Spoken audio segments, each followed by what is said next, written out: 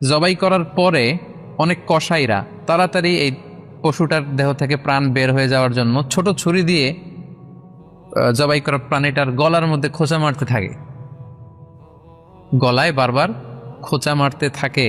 এটা কিন্তু ঠিক না।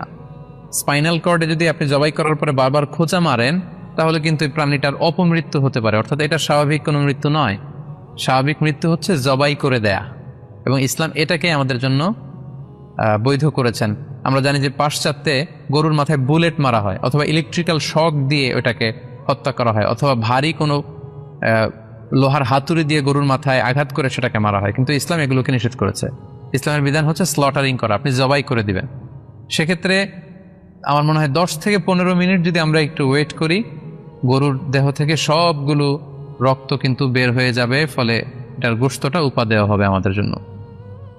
কিন্তু আমরা যদি তাড়াহুড়ো করে, বিশেষ করে অনেক কসাই ভাইরা রুহটা যাতে তাড়াতাড়ি বের হয়ে যায়, প্রাণটা যাতে তাড়াতাড়ি বের হয়ে যায়, জবাইয়ের পরে আবার ছোট ছুরি দিয়ে স্পাইনাল কর্ডে খোঁচা মারতে থাকে, এটা কিন্তু ঠিক না।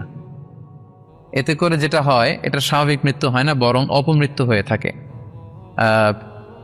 আমরা যখন কুরবানি করি তখন প্রাণীটার শ্বাসনালী এবং কণ্ঠনালী কেটে যায়, এবং তারপরে রক্তনালী, যেটাকে ইংরেজিতে বলে জুগুলার ভেইন, এই জুগুলার ভেইনটা যখন কেটে যায় তখন কিন্তু প্রাণীটা আর ব্যথা পায় না। গবেষণায় দেখা গিয়েছে যে যদিও আমরা দেখি যে প্রাণীটা খুব ছটফট করে, লাফালাফি করে, কিন্তু আসলে সে ব্যথা পায় না। জুগুলার ভেইন যখন কেটে ফেলে তখন ব্রেইন তাকে স্পাইনাল কর্ডের মাধ্যমে হার্টে সিগন্যাল দেয় আরো বেশি পাম্প করার জন্য, আরো বেশি রক্ত পাঠানোর জন্য। ফলে দেহের সবগুলো রক্ত গলার ওই কাটা জায়গা দিয়ে কিন্তু বের হয়ে যায়।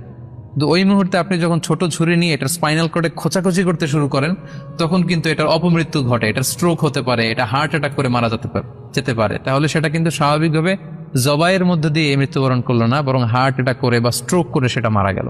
তখন কিন্তু আপনার কুরবানিটা প্রশ্নবিদ্ধ হয়ে যেতে পারে।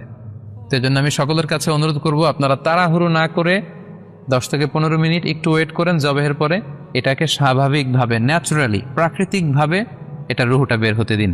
তা না হলে আমাদের কুরবানি কিন্তু প্রশ্নবিদ্ধ হয়ে যেতে পারে। পশুটাকে কিন্তু আমি জবাই করব, স্লটার করব।